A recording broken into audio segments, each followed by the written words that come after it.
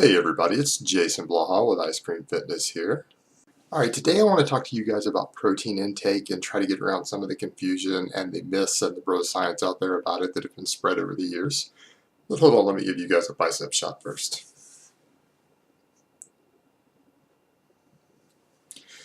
And I hope that you guys appreciate that I have on short sleeves for you today, given how cold it is in my flat, in the middle of the British winter. Alright, how much protein can you consume in a day and how much can you consume in one sitting without your body really wasting it or expelling it undigested or anything like that? This has created a lot of confusion because people don't seem to understand the human digestive process, and they don't seem to realize that when you consume tissue proteins like meat and eggs and other sources of protein like that, that it can take a couple of days for your body to actually fully digest and absorb all of the protein in it. And so it's not even an issue of how much you can consume in one sitting or a day. It's important to remember these are slow digesting and absorbing things.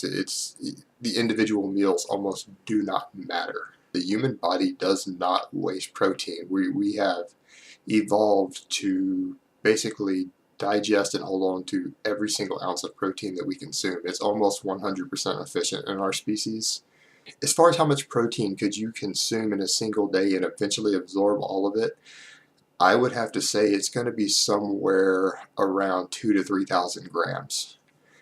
And you won't be able to absorb all of that in the same day you eat it, but over the course of several days, you will eventually get at least 90 to 95% of that, and you're not really going to excrete any of it.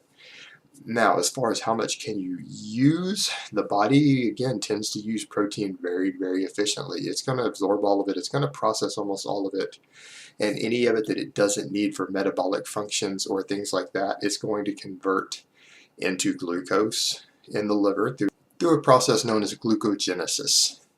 And the liver can convert about 40% of the protein that you consume directly into glucose.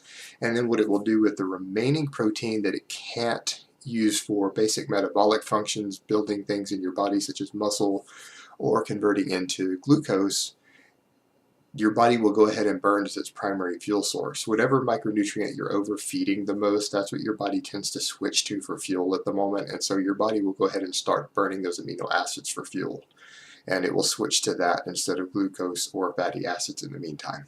So in effect, there really is no upper threshold. Now, I and others, we give general protein recommendations, and the reason for that being is that when you go above those recommendations, odds are your body's just going to burn it for fuel and turn the rest into glucose.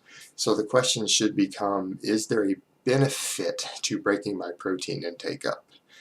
The data is inconclusive on that right now in exercise science regarding breaking up protein feedings into smaller feedings throughout the day.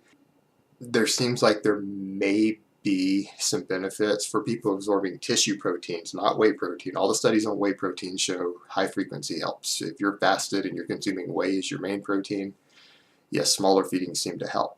But for people who are eating meat and eggs, no, not at all.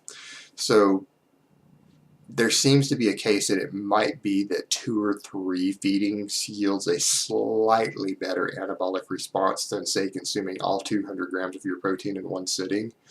But the amount is so small that with our current equipment to measure it, the data is a bit inconclusive. So there may be an advantage there, and there probably is, but we're talking of like 0.1% difference in muscle protein synthesis. So that would actually equate to you over the course of a year less than an ounce of muscle. So it may be wise to get up to 3 servings of protein a day instead of consuming all of it in one go, but it's not likely to make enough of a difference to make a difference, and it isn't something you really need to worry about. Alright guys, I hope this video has been informative for you today, and I will talk to you next time.